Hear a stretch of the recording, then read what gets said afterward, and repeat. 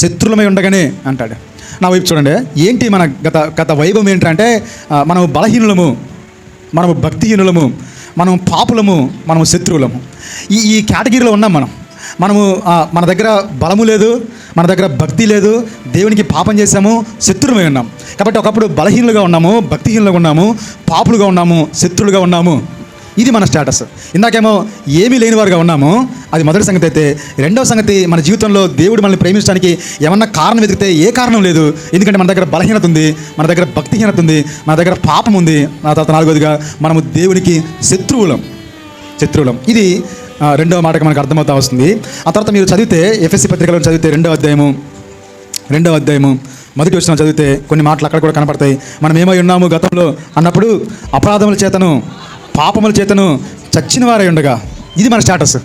ఒకప్పుడు పాపాల చేత అపరాధాల చేత చచ్చిపోయాము రాస్తాడు.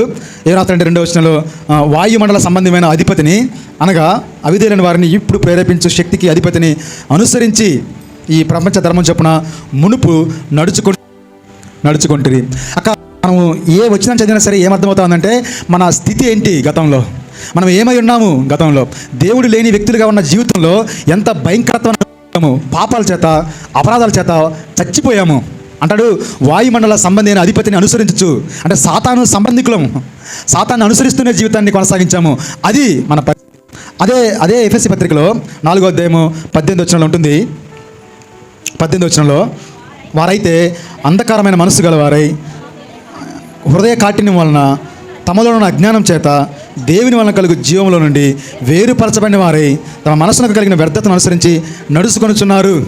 వారు సిగ్గులేని వారయ్యండి నానా విధమైన అపవిత్రతను అత్యాశతో జరిగించుటకు తమ్మును తామే కాముకత్వానికి అప్పగించుకొనిరి. ఇది మన స్టేటస్.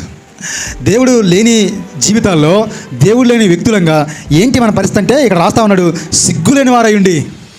ఒకప్పుడు చాలా భయంకరమైన పరిస్థితుల్లో మనం ఉన్నామని దేవుని వాక్యం మనకు చెప్తా ఉంది. ఇంత పరిస్థితుల్లో ఉన్నప్పుడు రెండు సంగతులు జరగాలి. ఏం జరగాలంటే, సంపూర్ణ శిక్ష మన మీదకి రావాలి, లేదా ఇది జరగకుండా ఉండాలంటే సంపూర్ణ విధేయతను చూపించాలి.